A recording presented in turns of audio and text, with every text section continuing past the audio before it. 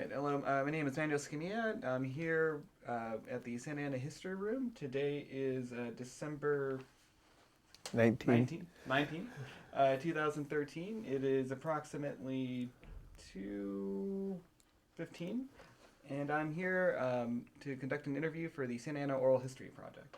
All right, sir, if you could please introduce yourself. My name is Patrick Dean Idarrazabal Correa. For the most part here in Santa Ana, I'm known as Mr. Patrick, and I currently serve as the principal of Valley High School. I'm also a Santa Ana resident. Okay. So, Mr. Patrick, can you tell me a little bit about your early life, your family, and kind of your experiences growing up? Yes, so I was born here in Orange County at St. Joseph's Children's Hospital in Orange. My mother was what was called a Marine Corps brat, so she traveled all around the nation with my grandfather, who was retired as a colonel in the Marine Corps. And my father was an immigrant from Chile in South America. And he had traveled all around Latin America and the United States before he met my mom here in Orange County in Costa Mesa. He was selling Willis Jeeps, and my grandfather went to buy my mom a car, and he got more than he bargained for. So they settled into Anaheim and bought a 3-bedroom house near Euclid and Catella, not too far from Disneyland. Right when Disneyland opened, I think Disneyland opened in '55, and that's when they bought their house. And so I lived my first 12 years in that house in Anaheim. My parents divorced when I was 4, and my father returned to Chile sometime after that. And then my mom raised the 3 kids as a single mom until I was 12. But my grandparents lived in Santa Ana, so I'd always come into Santa Ana for all the family occasions. And my grandfather was really, after my parents' divorce, was really the male role model in my life. So I spent a lot of time with him, both here and around Santa Ana and also at the El Toro Marine Corps base where he had been stationed. And so my mom remarried when I was 12, and we moved to Westminster. And my grandparents continued to live in here, so we continued to spend time in Santa Ana. And then I kind of grew up and ended up living in Chile for some time during the 80s. When I came back permanently to live in the United States in '86, wasn't sure where I wanted to settle down, but I decided I would go live with my grandmother because by then my grandfather had passed away, and so lived into a little I guess it's a single family attached home behind what was the Nissan dealer up around East 17th Street between, right near Sherry Lane and 17th Street. It's where they later built the Osh hardware store that has since been gone out of business. So we lived right behind that, and I stayed there with my grandmother for over 2 years until she passed away. And then I met and married my first wife. I was at that point working at Saddleback High School here in Santa Ana, and I met her, and she was also a Santa Ana native. And we bought our first house on South Parton Street, 1716 South Parton, and stayed there for many years and had a son there. And then that marriage didn't work, but eventually I remarried, and my second wife and I lived in that home too until we bought our current home, which is on Flower Street in Floral Park. So that's my life up till now as far as Santa Ana is concerned. Okay, wow. That was a great synopsis. And I guess really just maybe kind of going back into some of those like early memories because you had mentioned like kind of living and growing up in Anaheim. Can you like tell me about what that experience was like growing up in Anaheim during the this 50s 50s and 60s, yeah. Well, I guess my age of consciousness probably would have been like 61 or so when I turned 4 or so. So we had I had a great childhood in spite of the fact that we didn't have any money, and but my mom managed to keep the house when my father left, and she had to make the house payments herself, which was very rare. I was the only kid in my kindergarten class who didn't have mom and dad at home. I remember I was the only kid I knew until I was like in 6th or 7th grade whose parents had been divorced. But my mom, to her great credit, worked 3 jobs to hold the house together. And where we lived in Anaheim, right behind us, there was a railroad track. It's the Southern Pacific Line. And behind that, some high tension wires went by. So there was a farm. There was farmed underneath there. And so I had a lot of room around me. So we could go play on the railroad tracks and go run through the fields. And when they were picking strawberries, I remember going back there and getting strawberries when they had corn, getting corn. And then there was an orange grove very close by there where I can remember, especially like when I was 12 or 13, climbing the fence in the orange grove and having fights with oranges. I'm sure the people that were trying to harvest oranges would hate us. And I'll never forget how the oranges, when they hit your leg and splat, that they sting so bad. A combination of that soft orange with the juice and all that stuff. So just had a real lot of freedom to do whatever we wanted. I remember seeing the fireworks every single night from, we'd go to the cul-de-sac, and we could all see the fireworks at Disneyland. Or sometimes we'd drive over there. I remember by the time I was 12, we'd go to Disneyland ourselves without our parents because we had ways to get in for free because we knew people who worked there. And friends would come from out of town and stay at our house and leave us the tickets when Disneyland had tickets. And of course, we would always covet the e-tickets. But just having like tickets and tickets and tickets and be able to get free admission and spend the day at Disneyland and not spend a penny. In fact, Disneyland came up in a conversation today, and if I never go to Disneyland again, that will be fine with me. I believe I fulfilled my lifetime quota. So just, I would say my childhood in Orange County was really, really fun and really never having any concern about like bad people or bad things or anything like that. Just we lived in a very supportive neighborhood. In fact, when my mom remarried, she remarried the brother of one of our neighbors. And she had known him when he was married to his first wife who passed away. And that's kind of like, it was very much kind of like a classic American stereotypical neighborhood where the neighbors all helped each other. And, you literally would go down the street for a cup of coffee or send the kids down. We ran out of milk, go over to her house. She's got milk. I just called her, that kind of stuff. And so it was a very cooperative neighborhood. My older sister just died this summer, and we had a memorial service for her in our backyard. And people came from that neighborhood that we moved out of in 71, I think.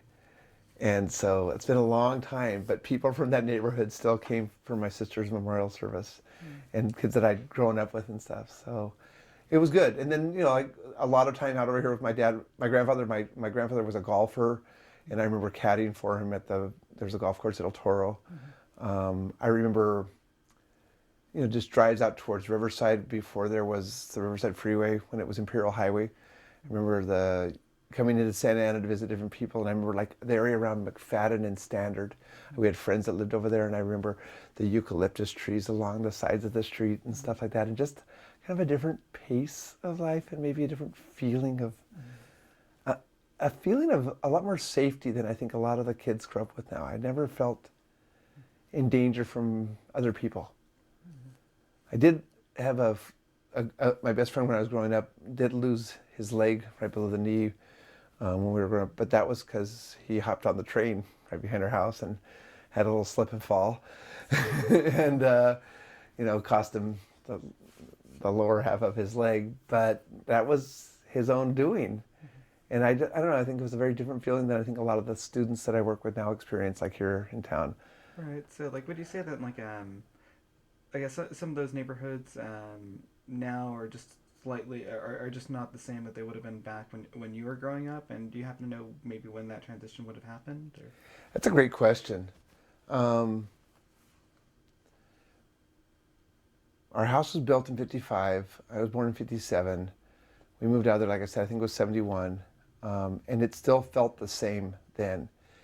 I remember being in high school and having my first car and driving back over to my old neighborhood and not seeing kids out anymore. And I graduated from high school in 75. And I was in that neighborhood within the last 3 or 4 years with my kids, showing them where I grew up, and didn't feel at all the same. So I don't know what happened or how it happened. I think that's a sociological phenomena that I don't have a handle on. It just doesn't feel the same anymore. I remember like we would play hide and go seek on summer evenings, and there'd be 15, 20 kids, like all around the neighborhood and just running around like wild animals, and I don't get that feeling that happens in that neighborhood anymore. I do feel like it happens in some of the neighborhoods here in Santa Ana. I'm out on the streets late at night frequently here, and I still see kids out late here. I don't feel like it's safe for them to be out. I have this feeling, maybe it comes with older age, that it's not as safe. Well, and plus, having heard gunshots repeatedly in this town. But something seems to have changed in that neighborhood where I grew up, and I'm not sure what it was or when it was exactly, but It's the best I can answer that question. No, no, thank you. And also, just do you have like any kind of like traditions or anything that you had with your grandparents when you would come visit them over here, or just anything you kind of experienced in the city when you would kind of come visit the your grandma and your grandfather? Wow. Um, Nothing that ties to the city per se. Just going to their house for meals and stuff like that, and but not nothing that I remember. I remember more going to the Marine Corps base, Mm-hmm. just because that was, we'd pull into the gate and the guards would salute my grandfather, and you just drive through, and then I just remember, wow, because everyone else you could see that they were having to pull out ID cards and stuff like that, and he would just pull in, they'd salute, and he'd go in, and so that I remember that really clearly, but not about town. I just, I remember the car dealerships in downtown and at First and Main and that kind of stuff. But nothing like a tradition of a regular place that we would frequent or things like that. I know where the probation department is right now. My mom used to shop there. It was Buffum's, I think, or but nothing that would be like a tradition for me that I would remember. Okay. Well, so what were those like early memories of El Toro? Do you remember the first time you were on that base? I couldn't tell you I remember the first time. I remember the base was just always a part of our life. And I remember like my grandfather would take my grandmother shopping and I would tag along. So my grandparents had a bunch of grandkids, and I think all of my cousins would say I was the favorite. My so I mean, they would take me out of school to do things. I mean, I was really spoiled by them. And so so I just remember going to the commissary, and they called the PX, and I don't to this day I don't know why it was called the PX. But going in there and having shopped always like at Alpha Beta or something like that, I would always ask my grandmother, why do you guys come all the way down here to the base to go shopping instead of the grocery store by your house? And my grandmother would always say, because everything's so much cheaper. I now believe that was absolutely the truth, because I've now talked to people who are enlisted, and if you can go into the commissary on a base, you get like whatever you buy in a regular grocery store is like 3/4 the price there. So I remember that very clearly. I remember caddying for my grandfather as I got older, and could wheel around that little cart. And my grandfather, I always remember the 19th hole. And that's a golfer's expression. After you finish your 18 holes, then you go in for a drink or two. So I remember that really, really clearly. That's who my grandfather was. What else? Well, I remember, kind of related to El Toro, is that even when we lived in Anaheim, my grandfather would occasionally make contact down to like a sergeant or something. And if there was like an enlisted man from either El Toro or from Camp Pendleton, or what we called LTA, I think it's now called, or more formally was USMC Air Station in Tustin, I think it was, where the blimps were. Okay. Yeah, so those are all Marine installations. So if there were enlisted men that needed a place to stay so they could go up to Disneyland, they would come and stay at our house in Anaheim if my grandfather had gotten a good recommendation about them, and my mom would open up the house and serve these guys meals. And I remember things that, because Orange County at that time was incredibly segregated, and my father, being from Chile, I don't think ever would have identified with the Mexican American population here within Orange County by any means. And I remember that was the first time that I remember seeing black folks in my house. First time I remember seeing Latinos in my house. That didn't, I mean, I guess my father and I, for that matter, technically we are Latinos, but not feeling like part of this kind of a Mexican American cultural thing. And some of these guys that would come in there and spend the weekends with us and go to Disneyland and stuff like that, they really opened up my eyes to, oh, like everybody in my neighborhood was white. And so I never ever saw a black person in my neighborhood except for in my house. And I think that kind of opened up my mind to being accepting to people who didn't necessarily look like me. And that was an experience that happened because of my grandfather's position within the Marine Corps.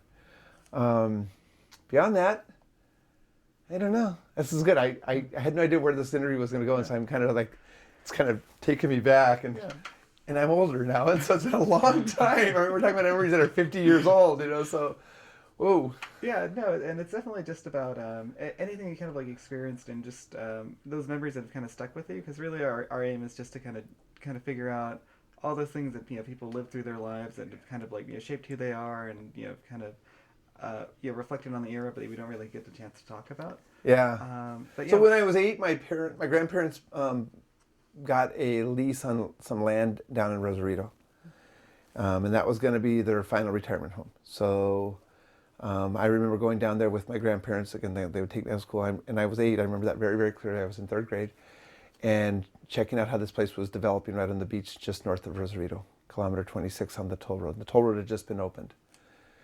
And then coming up to the United States and purchasing a mobile home. And then again, I remember another trip where I was out of school and my grandfather and I kind of chased the mobile home down the freeway, going through the border and paying whatever he had to pay to get it brought across. And I was down there while it was a double wide, and so they kind of had to bring the two halves together. I remember that. And I remember because when my father was with us, we spoke Spanish. And I remember being like, by this time, 9 years old and not having had much Spanish practice for literally 5 years since I was 4, my dad left. And talking with the Mexican laborers as they were working on putting the mobile home halves together and lifting it up on the jack stands and all those things that they do. And they would use, like, around the windows, put in that putty that they put on windows, and they would make like a little dog and go bow wow and perro and stuff like that. I remember all that stuff really, really clearly, and just kind of that drive down to Rosarito and how much it felt like much of what we were driving through was country.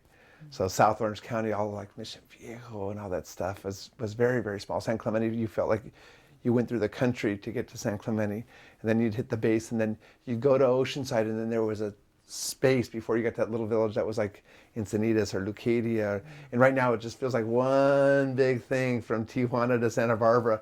But I remember very clearly the sense of like, wow, it's like you're not in the city. Oh, you're back in the city. Now you're not in the city.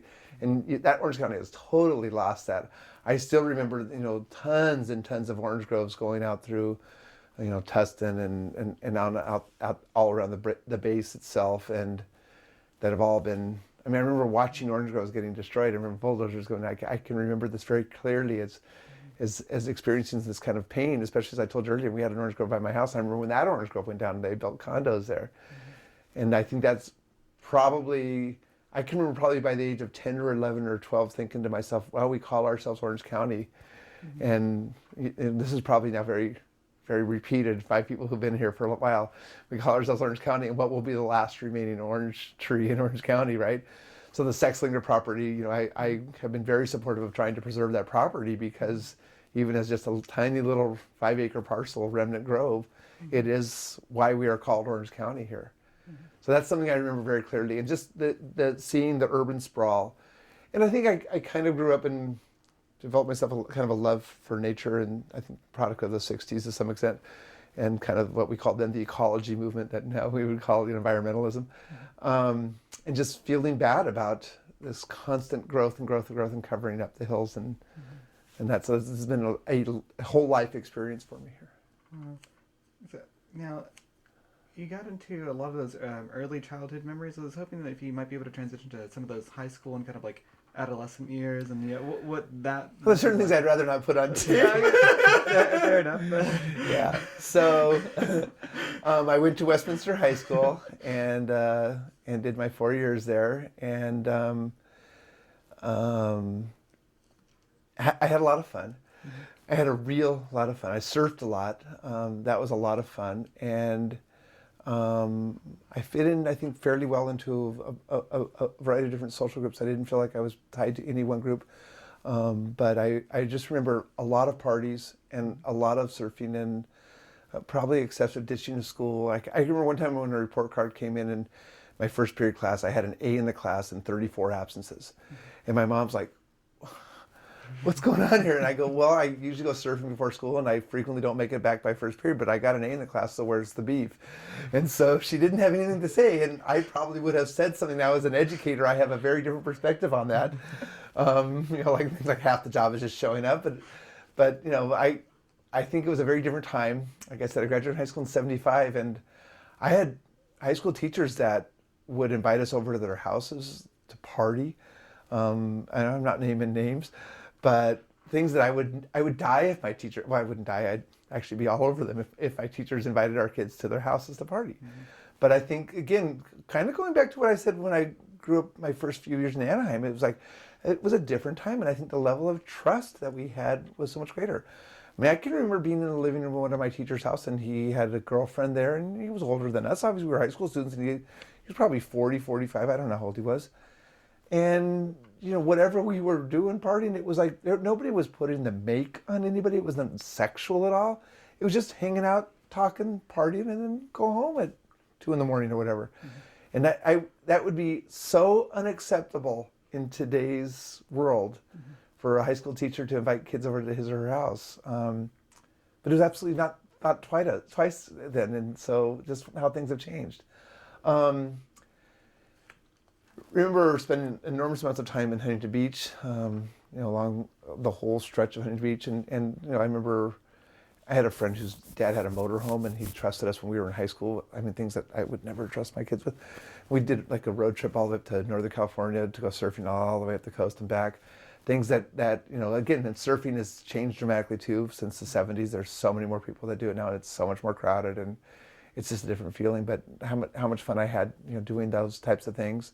Wasn't involved in student government, but I had a lot of really good relationships with teachers that kind of guided me a little bit. And when I finally finished high school, it's like I really didn't have any direction for where I was going to go. And I tell the students that I work with at Valley now that what I did in high school you could never do now, which is literally the summer after I graduated, I went over to Long Beach State and I said I want to go to school here. Mm-hmm. So now if you don't apply by November 30th, you're not going. Sorry, there's 35,000 applicants for 5,000 openings, and so and they said, well, do you have a high school transcript? And I can remember literally saying, what's that? Mm-hmm. And I graduated high school with honors, but it didn't mean anything. I had a little asterisk next to my name on the program, and that was it. And so I went back to my high school and got a transcript and went over there, and I started classes in September. That would just not happen now. And it's unfathomable. And so, I mean, I remember from the time I was really little, my mom was working as a legal secretary, and I thought I wanted to be a lawyer, and we spent a lot of time with lawyers. When that was part of like what my mom did, and so you'd go to the office with your mom if you could or whatever. And I always thought I wanted to be a lawyer, and I studied political science because that's a typical pre-law major. And I still continued to surf and party and have a lot of fun. And after 3 years of school and spending more time with lawyers and seeing them more as an adult, I decided I did not want to be a lawyer. And they were the ones I was getting to know through my mom's work were a bunch of sharks, I thought. Mm-hmm. We're only interested in money, and they had a lot of it and wanted more.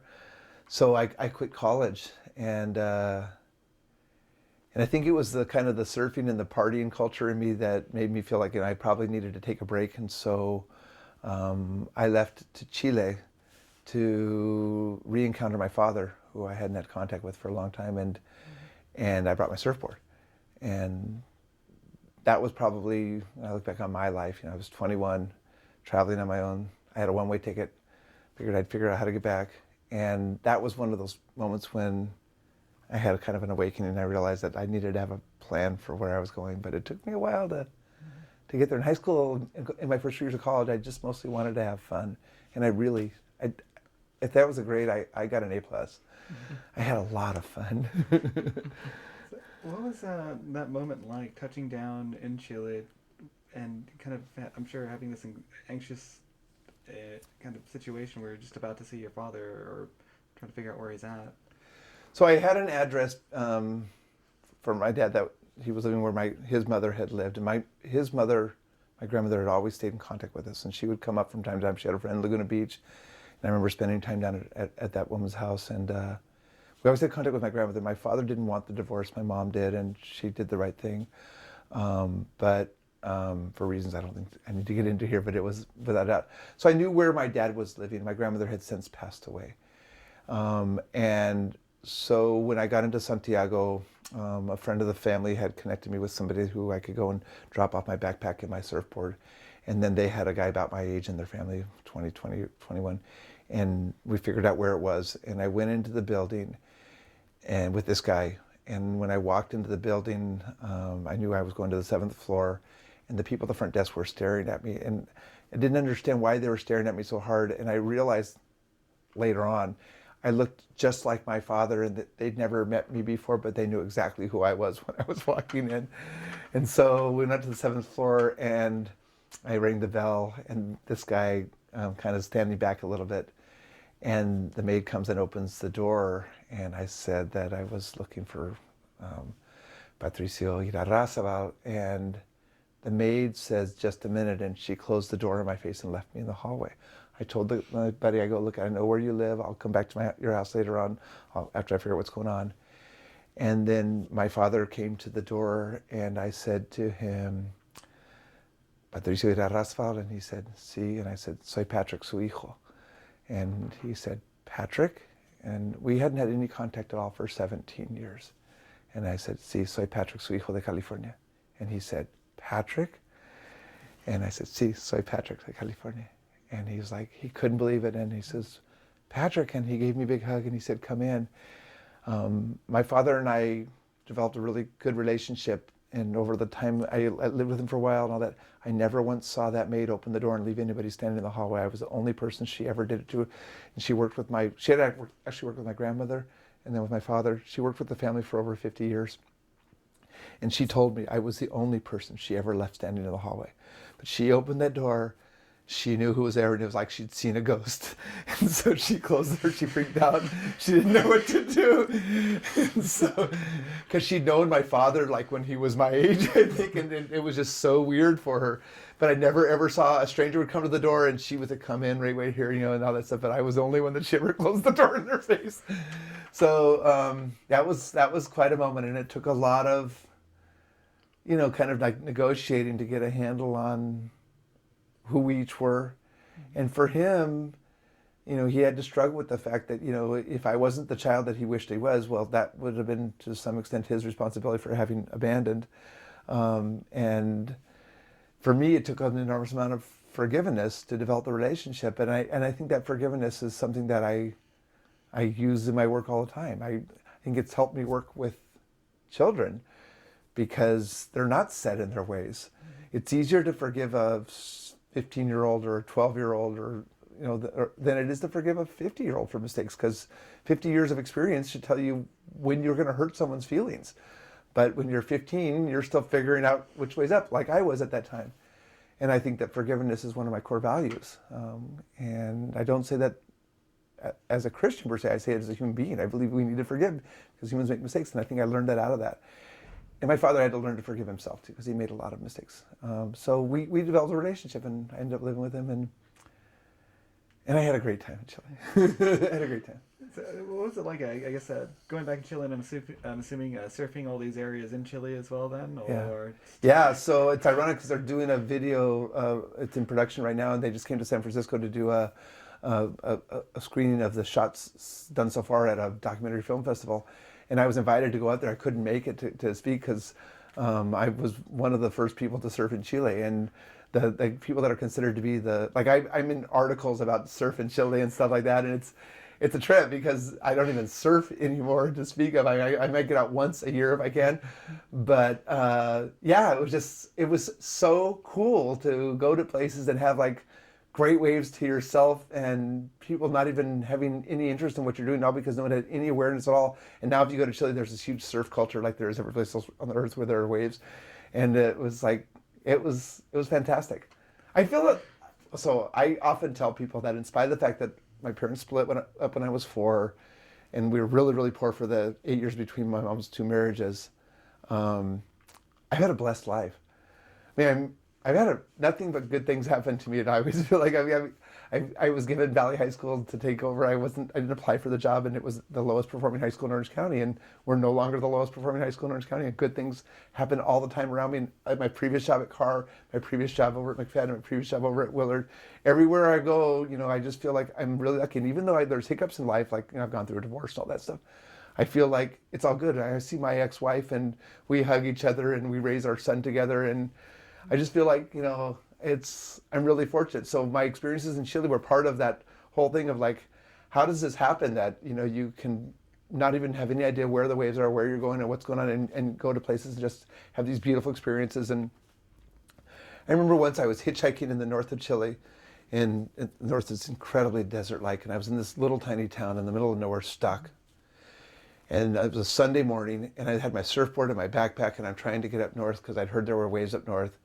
And this guy walks by me early in the morning, and he's off to play soccer, which is Chileans are fanatics for soccer. And he sees me there like this, and just, hi. Well, he comes back in the evening, and I'm still there.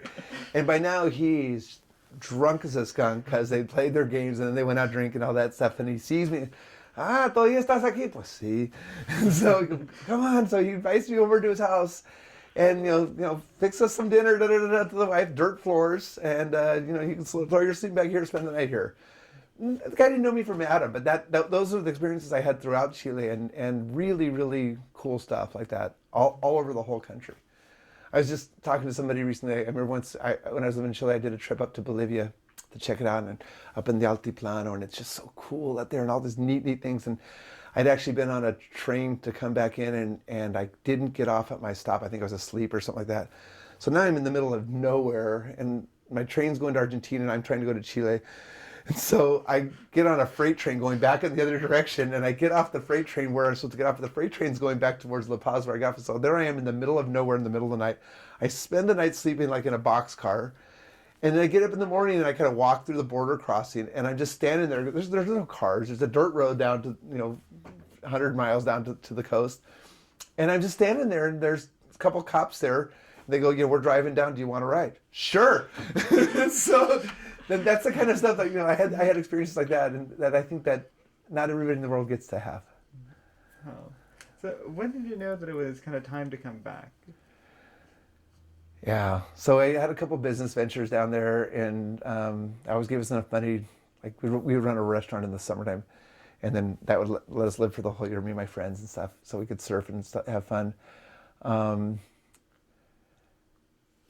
But I don't know. I think it was like my grandfather died when I was in Chile, and I think that really hurt me a lot, and I felt like a heel for not being there.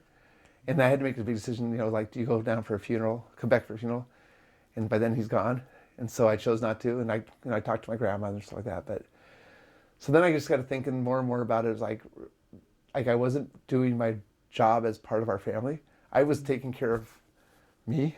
And so I decided to come back up and I moved in with my grandmother here in Santa Ana. And it was just one of those things like, so when people ask me all the time, would you rather live in Chile? Yeah. Yeah, to this very day. But it was the right thing for me to do. And so, yeah, no regrets at all. I mean, I went to go live with my grandmother, and I said earlier, my cousins, I'll tell you, and my brothers and sisters would have said I was the favorite. And it's like, yeah, and so who lives with grandmother until she goes? Me. And that was like an experience that I wish everybody could have, because I know that when my grandmother, when she died, she knew that at least one of her grandkids absolutely adored her and was right there for her until the very end. And there was no, I didn't pay rent, okay, but there's no economic incentive other than that, but it was an enormous emotional incentive for me. And I felt like I was kind of paying karma for not being there when my grandfather died and all that. So I was able to be there to the very end of my grandmother. So I think that was kind of a familial obligation thing. I remember when my grandfather died, that one weighed heavily on me. So I think that was what made me decide to come back. And then going into education. So when I was in Chile, when I didn't have like some business thing going on, I could teach English. So just being a native speaker of English was good enough. And by that time I had a bachelor's degree, but not in English. But so to be able to just do conversational English classes and stuff like that and make money doing that. And I liked teaching. I had fun teaching. I enjoyed it, and would develop relationships, like friendships with students and stuff like that, adult students. I need to say that. So when I came back, a good friend of mine who I actually had met in Chile, and he was living up here in LA, and he was substitute teaching at LAUSD. And he told me, you should try substitute teaching. You might really enjoy it. So I wasn't going to go up to LA, so I applied here in Santa Ana and had to take a CBEST exam. I still remember that. And in February of 1987, I started subbing here. And I will tell you that the first day I subbed in a kindergarten class. I was in a kindergarten class today with some of my high school students. And I remember coming out and going, okay, I never want to do that again. But after that, I spent a lot of time at Saddleback High School. And I just felt like, wow, I've got kind of a dream job. I was substitute teaching, so you didn't have to do any lesson plans, really any plans at all. You just kind of go there and babysit the kids, keep them on task, do as much as you can what the teacher asked you to do, and keep them under control, and then you're done at 3 o'clock in the afternoon. So I could go surfing, I could go ride my bicycle, I could do whatever, and then go home and fix dinner for grandmommy, and life was good, But I realized that that's not a a long-term proposition. So after I subbed for that first spring of '87, I decided that I should try to get a regular job. And since I'd spent most of my time at Saddleback, I ended up picking up a job there, and that's when my formal teaching career began. So for my position as a principal and my seat on the Planning Commission, I'm immensely proud of the work we've done here. So if I leave aside my childhood memories, I've been living in Santa Ana full-time since 1987. And 86 is when I returned from Chile, so 86. And so in that time, I have seen a resurgence of interest in taking care of our residents that actually, I don't know if it's a resurgence. I don't know if it was ever there before. I've seen a growth in the concern of our school system and our municipal government for taking care of our residents. And things like the California Endowment, Building Healthy Communities program, the work that I see the City Council doing. I know Michelle Martinez in particular stands out because she's got a big focus on health issues. But things like Latino Health Access and the work going on over at KidWorks and the work going on in a variety of different groups, the Sacred group here in our community. I mean, I just feel like there's this kind of a push right now to take control of our city. And this is not unlike what I have been part of at CAR, where when I was made principal at CAR, it did not have a very good reputation. And I know that it wasn't me, but it was an us thing where you can get the parents and the students and the teachers on board. And next thing you know, the community is on board. And CAR has a much better reputation and its academic performance index has gone way up. Valley's the same thing. So I've been at Valley now for just over 2.5 years. And in that 2.5 years, I've seen enormous changes in the culture and climate on that campus and in the teachers' belief in their ability to teach the kids and our students' ability to learn. And in our city, I think it happens the same way. If we feel hopeless, disempowered, what in counseling terms is called an external locus of control. I'm a victim. I have no control over my circumstances. We will never make this a better town. But to the extent that we can internalize that locus of control, that feel empowered, that sense of self-efficacy, I think they call it in psychological terms, it's this belief in your ability to impact the world around you. And if we have a heightened sense of self-efficacy among the residents and the community leaders in our community, this city can become a model. And a model in a variety of different ways, because I think we have great potential in terms of what's going on downtown. And I know there's some controversy around like liquor licenses and stuff like that, but I like that we have an entertainment hub. I think that's a good thing. And I think it's a good thing when I run into my niece who lives in Long Beach at Chapter One. I think this is a good thing, because there's a million places in Long Beach where she and her husband can go, but they, yeah, I heard about the Chapter One. When I went into Little Sparrow and I see my wife's uncle there with friends. Yeah, we heard about this place and we want to check it out. So this is a good thing for Santa Ana. But when I see the health initiatives too, those little triangle parks by the river, or what we're trying to do with joint use agreements between our schools, and because we are park poor in the city, so joint use between the city and the school districts. I feel like we're feeling empowered to make a difference in our community, and I feel like the more and more that happens, it's an ownership piece. So that's not like I can throw that piece of trash on the ground and let somebody else come pick it up. No, it's my trash. It's my city. I take care of it. And if you throw your trash, I'm going to call you on it because this is my city. And that is the direction I think that we're moving in. We've suffered enormously as being what I've heard Santa Ana referred to as a port of entry. We're not on the border, but it's where people land when they come across the border.